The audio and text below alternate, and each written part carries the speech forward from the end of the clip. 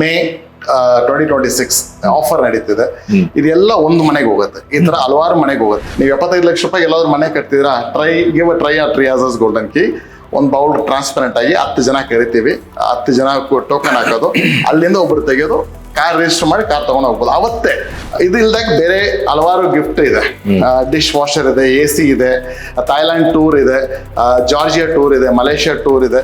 ನಿಮ್ಮದೇನು ನನಗೆಷ್ಟು ಬರುತ್ತೆ, ನಾನೆಷ್ಟು ಉಳಿಸ್ತೇನೆ ಅನ್ನೋದಕ್ಕಿಂತ ನನ್ನಲ್ಲಿ ಬಂದ ಕಸ್ಟಮರಿಗೆ ನಾನೇನು ಕೊಡಬಲ್ಲೆ ಅಂತ ಯೋಚನೆ ಮಾಡ್ತೇನೆ.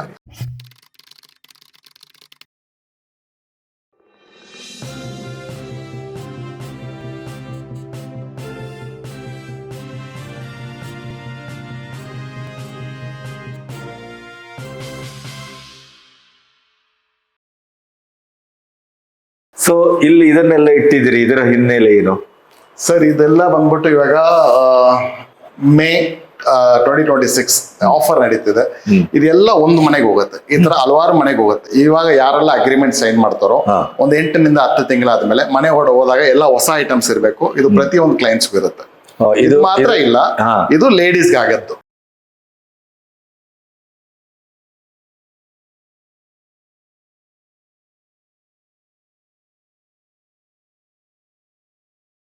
Tata Sierra car. ಸುಮ್ಮನೆ ನನ್ನ ಒಂದು ಕಾನ್ಸೆಪ್ಟ್ ಆಫ್ ಬಿಸ್ನೆಸ್ ಹೆಂಗಂದ್ರೆ it should be two honest and two straight forward. ಅದರಲ್ಲಿ ಒಂದು ಹಿಡನ್ ಆಗಿ ಇಕ್ಕೋದು, 10,000 ಜನ ಕೂಪನ್ ಹಾಕೋದು, ಅದರಲ್ಲಿ ಯಾರೋ ಒಬ್ರು ವಿನ್ನರ್ ಮಾಡೋದು ಯಾರಿಗೂ ನಂಬಿಕೆ ಇರಲ್ಲ. ಎಲ್ಲೋ ಒಂದು ಜಾಗದಲ್ಲಿ ಬರುತ್ತೆ ಅಂತ ಹಾಕ್ತಾರೆ. ಹಂಗಲ್ಲ. ನೀವು 75 ಲಕ್ಷ ರೂಪಾಯಿ ಎಲ್ಲಾದ್ರೂ ಮನೆ ಕಟ್ತಿದ್ದೀರಾ, give a try at Riyaz's golden key.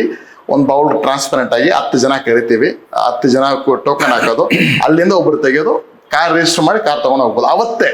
ಅದೊಂದು ತಿಂಗಳಾದ್ಮೇಲೆ ಬರುತ್ತೆ, 3 ತಿಂಗಳಾದ್ಮೇಲೆ ಬರುತ್ತಲ್ಲ, ಏನಿಲ್ಲ, car will be ready for registration. Tata Sierra 15 lakh ರೂಪಾಯಿ ಕಾರ್ ವ್ಯಾಲ್ಯೂ ಇರುತ್ತೆ. ಸೊ ಆ ಕಾರ್ ಗಿಫ್ಟ್ ಕೊಡ್ತೀವಿ. ಇದು ಎಲ್ಲ ಕನ್ಸ್ಟ್ರಕ್ಷನ್ ಅವ್ರಿಗೂ, ಅದು ಜೆಂಟ್ಸ್ಗೆ. ಅದ್ರಲ್ಲಿ ಯಾರಾದ್ರೂ ಸೋತವ್ರು ಇರ್ತಾರಲ್ಲ, ಬರ್ದಾಗಿರೋರು, ಅವ್ರಿಗೆ ಇದಂತೂ ಖಂಡಿತ ಹೋಗುತ್ತೆ. ಇದ್ ಮಾತ್ರ ಇಲ್ಲ, ಇದು ಇಲ್ದಾಗ ಬೇರೆ ಹಲವಾರು ಗಿಫ್ಟ್ ಇದೆ. ಡಿಶ್ ವಾಷರ್ ಇದೆ, AC ಇದೆ, ಥೈಲ್ಯಾಂಡ್ ಟೂರ್ ಇದೆ, ಜಾರ್ಜಿಯಾ ಟೂರ್ ಇದೆ, ಮಲೇಷ್ಯಾ ಟೂರ್ ಇದೆ. ಈ ಇವಾಗ ನಡೀತಿರೋ ಸ್ಕೀಮ್ ರಲ್ಲಿ ಖಂಡಿತ every customer will get something from us. ಅದಲ್ಲದೆ ಯಾವ್ದೋ ಒಂದು ಖಂಡಿತ ಸಿಗುತ್ತೆ. ಆ ಬಜೆಟ್ ಅಲ್ಲಿ ಆ ಬಿಲ್ಡಿಂಗ್ ಕಟ್ಟದ್ಮೇಲೆ ನಮ್ಗೆ ಎಷ್ಟು ಉಳಿತಾಯ ಆಗಿದೆ ಅಂತ ನೋಡ್ತೀವಿ. ಅದ್ರಲ್ಲಿ ಓಕೆ, ನನಗೆ ಇಷ್ಟು ಬಂದಿದೆ, ಇವ್ರು ಖಂಡಿತ ಕೊಡೋಣ ಕಸ್ಟಮರ್ಗೆ ಅಂತ ಬಿಟ್ಟು ಅವ್ರಿಗೊಂದು ರಿಟರ್ನ್ ಗಿಫ್ಟ್ ಅಷ್ಟೇ, ಬೇರೆ ಏನಿಲ್ಲ. ಅಂದ್ರೆ ರಿಯಾಜ್, ನೀವು ಮನೆ ಕಟ್ಟುವ ಈ ಕನ್ಸ್ಟ್ರಕ್ಷನ್ ಫೀಲ್ಡ್ ಅಲ್ಲಿ ನಿಮ್ಮದೇನು ನನಗೆಷ್ಟು ಬರುತ್ತೆ, ನಾನೆಷ್ಟು ಉಳಿಸ್ತೇನೆ ಅನ್ನೋದಕ್ಕಿಂತ ನನ್ನಲ್ಲಿ ಬಂದ ಕಸ್ಟಮರಿಗೆ ನಾನೇನು ಕೊಡಬಲ್ಲೆ ಅಂತ ಯೋಚನೆ ಮಾಡ್ತೇನೆ. ಅಂದ್ರೆ ಒಂದು ಕಾನ್ಸೆಪ್ಟ್ ತುಂಬಾ ಕ್ಲಿಯರ್ ಸರ್. ನಾನ್ ನಿಮ್ಮನ್ನ ಎಷ್ಟು ಹ್ಯಾಪಿಯಾಗಿ ಇಟ್ಕೊಳಕ್ಕಾಗುತ್ತೋ, ನಾನ್ ಸೇಫ್ ಆಗಿದ್ದು ನಿಮ್ಮನ್ನ ಎಷ್ಟು ಹ್ಯಾಪಿಯಾಗಿ ಇಟ್ಕೊಂತೀನೋ ಅಷ್ಟೇ ನೀವು ನನ್ನ ಬಗ್ಗೆ ಮಾರ್ಕೆಟಿಂಗ್ ಮಾಡ್ತೀರಾ. ಈ ವ್ಯಾಪಾರದಲ್ಲಿ ಸಿಂಪಲ್ ಅಷ್ಟೇ, word of mouth is more important than anything else. ಅದರಿಂದ ಆದಷ್ಟು ಬೆಸ್ಟ್ ಆಗಿ ಮಾಡಬೇಕು. ನೀವು ಲಕ್ಷಾಂತರ ರೂಪಾಯಿ ಖರ್ಚು ಮಾಡಿ ಅಡ್ವರ್ಟೈಸ್ಮೆಂಟ್ ಕೊಟ್ಟರು ಅದು ಬರುದಿಲ್ಲ, ನಿಮ್ಗೆ ಬರೋದಿಲ್ಲ. ಒಂದು ಹೆಣ್ಣು ಮಕ್ಕಳಿಗೆ ಇಷ್ಟು ಐಟಮ್ ಗಿಫ್ಟ್ ಕೊಟ್ರೆ ಅವ್ರು 4 ಜನರಿಗೆ ಹೇಳಿದ್ರೆ ಸಾಕು, ಹಾಕಲ್ಲ 400 ಜನ ಗೆಲ್ತಾರೆ ಖಂಡಿತ. ಸೊ ಇದು ಒಂದು ರೀತಿಯಾದ ನನ್ನ ತಂಗಿಯರಿಗೆ ನಾನು ಕೊಡುವ ಗಿಫ್ಟ್. ಸಿಂಪಲ್ ಆಗಿ ಹೇಳ್ಬೇಕಾ? ಸರಿ. ನೋಡಿ ವೀಕ್ಷಕರೇ, ಇಲ್ಲಿ ಸುಂದರವಾದಂಥ ಮತ್ತು ಸಮೃದ್ಧವಾದಂಥ ಒಳ್ಳೆ ಕ್ವಾಲಿಟಿ ಮೆಟೀರಿಯಲನ್ನು ಬಳಸಿ ನಿಮಗೆ ಯಾವುದೇ ತೊಂದರೆ ತಾಪತ್ರೆ ಇಲ್ಲದೇನೆ ಸುಖವಾಗಿ ಬದುಕಬಹುದಾದ ಮನೆಯನ್ನು ಕಟ್ಕೊಡೋದಷ್ಟೇ ಅಲ್ಲ, ಕಾಸ್ಟ್ ಎಫೆಕ್ಟಿವ್ ಹೌಸನ್ನು ಕಟ್ಕೊಡೋದಷ್ಟೇ ಅಲ್ಲ, ನೀವು ಅಲ್ಲಿ ಮನೆಯ ಒಕ್ಕಲಾಗುವ ಸಂದರ್ಭದಲ್ಲಿ ರಿಯಾಜ್ ನಿಮಗೆ ಹೆಣ್ಮಕ್ಕಳಿಗೆ, ಪುರುಷರಿಗೆ, ಇವರಿಗೆ, ಅವರಿಗೆ ಅಂಥೇಳಿ ಪ್ರತ್ಯೇಕವಾಗಿ ಗಿಫ್ಟನ್ನು ಕೊಡ್ತಾ ಇದ್ದಾರೆ. ಇದೆಲ್ಲವೂ ಹೇಗೆ ಸಾಧ್ಯ? ಇಷ್ಟರ ಮಟ್ಟಿನ ಒಂದು ಕೈ ಬಿಚ್ಚಿ ಕೊಡೋದು ಅಂತಾರಲ್ಲ, ಆ ರೀತಿಯ ಒಂದು ಕನ್ಸ್ಟ್ರಕ್ಷನನ್ನು ಇವತ್ತಿನ ಸ್ಥಿತಿಯಲ್ಲಿ ಬೆಂಗಳೂರಲ್ಲಿ ಯಾರೂ ಮಾಡಲಿಕ್ಕೆ ಸಾಧ್ಯ ಇಲ್ಲ ಅನ್ನುವಂಥ ಒಂದು ವಿಸ್ಮಯ ನನಗೆ. ಆದರೆ ಅದಕ್ಕೆ ಒಂದು ಅವರದೇ ಆದಂಥ ಸ್ವಭಾವ, ಅವರದೇ ಆದಂಥ ಬದುಕು, ಅವರದೇ ಆದಂಥ ಮನೋಧರ್ಮ ಇವೆಲ್ಲವೂ ಕಾರಣವಾಗಿದೆ. ಅದರ ಬಗ್ಗೆ ಮಾತಾಡೋಣ. ಅಲ್ಲಿಯವರೆಗೆ ಇಲ್ಲಿ ಅವರ ಎಲ್ಲ ವಿವರಗಳಿದೆ. ನೀವು ಯಾರಾದರೂ ಮನೆ ಕಟ್ಟುವವರಿದ್ದರೆ ರಿಯಾಜ್ ಸಂಸ್ಥೆಯನ್ನು ಸಂಪರ್ಕಿಸಿ. ನಿಮಗೆ ಯಾವುದೇ ಇನ್ಫ್ಲೂಯೆನ್ಸ್ ಬೇಡ, ಅಥವಾ ನೀವು ಯಾರೇ ಒಬ್ಬ ಜಾತಿ, ಗೋತ್ರ, ಧರ್ಮ ಇದನ್ನೆಲ್ಲವನ್ನು ಯೋಚನೆ ಮಾಡಿಬಿಡಿ. ಯಾಕೆಂತಂದರೆ ರಿಯಾಜ್ ಅದನ್ನೆಲ್ಲ ಮೀರಿದಂಥ ಒಬ್ಬ ವ್ಯಕ್ತಿತ್ವವನ್ನು ಬೆಳೆಸ್ಕೊಂಡಿದ್ದಾರೆ. ಅದ್ರ ಬಗ್ಗೆ ನಾವು ಮಾತಾಡ್ತೇವೆ. ಸೊ ಇದೊಂದು ನನ್ನ ಚಾನಲ್ನಲ್ಲಿ ನಾನು ಮಾಡಿದ ಬಹಳ ಖುಷಿಯಾದಂಥ, ನನಗೆ ಧನ್ಯತೆ ಕೊಟ್ಟಂತ. ಯಾಕೆಂದರೆ 100 ಸುಳ್ಳು ಹೇಳಿ ಒಂದು ಮದುವೆ ಮಾಡು ಮತ್ತು ಒಂದು ಮನೆ ಕಟ್ಟು ಅಂತ ಹೇಳ್ತಾರೆ. ಮನೆ ಅನ್ನೋದು ಬೆಂಗಳೂರಿನಲ್ಲಿ ಎಲ್ಲರ ಕನಸದು.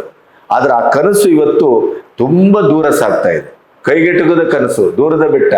ಆದ್ರೆ ಇವರು ಅದೆಲ್ಲವನ್ನ ಮೀರಿ ನಾವು ಸಾಮಾನ್ಯರು, ಬಡವರು ಎಲ್ಲರೂ ಮನೆಯನ್ನ ಮಾಡ್ಕೋಬಹುದು, ನಾನಿದ್ದೇನೆ ಒಬ್ಬ ಸಹೋದರನಾಗಿ ಅನ್ನುವ ರೀತಿಯಲ್ಲಿ ಅವರು ಈ ಮನೆಯನ್ನ ಕಟ್ಕೊಳ್ತಾ ಇದ್ದಾರೆ. ಸರ್, ನನಗೆ ನೀವು ಅಲ್ಲೆಲ್ಲ ಕಿಚನ್ ಐಟಮ್ಸ್ ಅದು ಇದು ಹೆಣ್ಮಕ್ಳಿಗೆ ಆಯ್ತು, ನೀವೊಂದು ಸಹೋದರದ ಹಾಗೆ ಒಂದು ಹೆಣ್ಮಕ್ಳಿಗೆ ನಾನೊಂದು ಸಹೋದರಿಯರಿಗೆ ಕೊಡ್ತೇನೆ ಅನ್ನುವಂಥದ್ದು ಓಕೆ.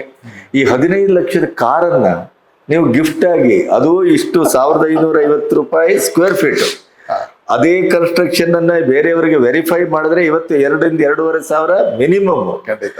ಅಲ್ಲೇ ನೀವು 1 ಸಾವಿರ ಕಡಿಮೆ ಮಾಡ್ತಾ ಇದ್ದೀರಿ ಸ್ಕ್ವೇರ್ ಫೀಟಿಗೆ. ಖಂಡಿತ. ಇಡೀ ಮನೆಗಲ್ಲ. ಖಂಡಿತ. ಹಾಗಿರುವಾಗ 15 ಲಕ್ಷದ ಕಾರ್ ಹೆಂಗ್ ಕೊಡ್ತೀರಿ? Good question sir. ಸರ್, ಇದು ಬಿಸ್ನೆಸ್ ಸೀಕ್ರೆಟ್, ಬಟ್ ನಾನು ಹಾನೆಸ್ಟ್ ಆಗಿ ಇದ್ರೊಳಗೆ ಹೇಳ್ತೀನಿ. ಯಾಕಂದ್ರೆ ನಾನು ಟ್ರೆಂಡ್ ಸೆಟರ್ ಫಾರ್ ಕನ್ಸ್ಟ್ರಕ್ಷನ್. ಎಲ್ಲಾರು 1550 ರೂಪಾಯಿಗೆ ಮನೆ ಕಟ್ಟಕ್ ಆಗಲ್ಲ ಅಂದಾಗ ನಾನು ಪಾಸಿಬಲ್ ಅಂತ ಹೇಳ್ಬಿಟ್ಟು ಮಾಡಿದೆ. ಇವಾಗ ಈ ಕಾರ್ ಕೊಡೋದು ಎಲ್ಲಾರು ಹೇಳಿದ್ರು ನನಗೆ, ಸ್ವತಃ ನನಗೆ ಕ್ಲೋಸ್ ಆಗಿರೋರು ಹೇಳಿದ್ರು, ಇದು ಕೊಟ್ರೆ ನೀವ್ ಹೆಂಗ್ ಲಾಸ್ ಮಾಡ್ಕೋತೀರಾ, ಇಲ್ಲ ನೀವೇನೋ ಮಾಡ್ತಿದ್ದೀರಾ ಅಂತ ಹೇಳ್ಬಿಟ್ಟು. ನಾನು ಎಷ್ಟು ತಿನ್ಲಿ, ನನ್ನ ಮಕ್ಳಿಗೆ ಎಷ್ಟು ಕೊಡ್ಲಿ ಅಂತ ಯೋಚನೆ ಮಾಡಬಾರ್ದು. ಕಸ್ಟಮರ್ಗೆ ಎಷ್ಟು ಕೊಡೋಣ, ಕಸ್ಟಮರ್ ಎಷ್ಟು ಖುಷಿ ಮಾಡೋಣ. ನೀವು ಅದು ಮಾಡಿ, everything will follow by on its own. Correct. Simple ಅಷ್ಟೇ. That is my logic of business. Correct. ಸರ್ವೇ ಜನ ಸುಖಿನೋ ಭವಂತು. ಎಲ್ಲರೂ ಸುಖವಾಗಿದ್ರೆ ಖಂಡಿತ ಆ ಸುಖ ನಮಗೂ ಬರುತ್ತೆ, ಪ್ರಪಂಚನ ಸುಖವಾಗಿರುತ್ತೆ. ಸುಖವಾಗಿ. ನೀವು ಇಷ್ಟೆಲ್ಲ ಒಳ್ಳೆ ಆಲೋಚನೆಯನ್ನ ಮನಸ್ಸಿಗೆ ತಂದುಕೊಂಡದ್ದು, ಬದುಕಿಗೆ ತಂದುಕೊಂಡದ್ದು ನಾನು ನಿಜಕ್ಕೂ ಆಶ್ಚರ್ಯ. ಅದ್ರ ಬಗ್ಗೆ ಮಾತಾಡ್ಬೇಕು ನನಗೆ.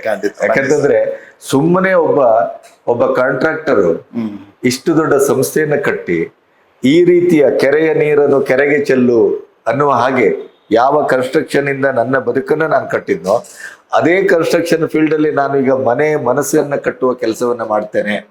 ಒಂದು ಬಡಬಗ್ಗರಿಗೆ ಮನೆ ಕಟ್ಕೊಡ್ತೇನೆ, ಸೀಮಿತವಾಗಿ ಹಣ ಇಟ್ಟುಕೊಂಡವರಿಗೆ ಭವ್ಯವಾದ ಒಂದು ಮನೆ ಕಟ್ಕೊಡ್ತೇನೆ ಅನ್ನುವಂತ ಮನೋಭಾವ ಇದೆಯಲ್ಲ, ಅದರ ಸುಲಭದಕ್ಕೆ ಬರುವುದಲ್ಲ.